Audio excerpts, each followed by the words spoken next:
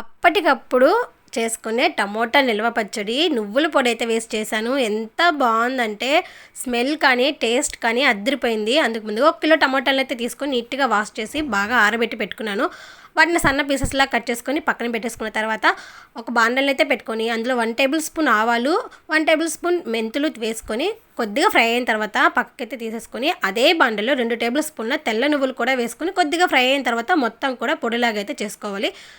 ఆ తర్వాత అదే బండిల్లో 1/2 కప్పు ఆయిల్ అయితే వేసుకొని సన్నగా కట్ చేసుకున్న టమోటా ముక్కలు ఇంకా 1/2 గ్లాస్ ఉప్పు అయితే వేసుకొని టమోటాలు కొద్దిగా మగ్గిన తర్వాత అందులోనే 1 కిలో టమోటాలకి 100 గ్రాములు చింతపండు వరకు అయితే పడుతుందండి. చింతపండు వేసి కూడా మొత్తం మెత్తగా అయ్యేంత వరకు కలుపుకుంటూనే ఉండాలి. గడ్డితో మెత్తగా చేసుకుంటూ టమోటాలు అయితే బాగా మెత్తగా అయిపోవాలి.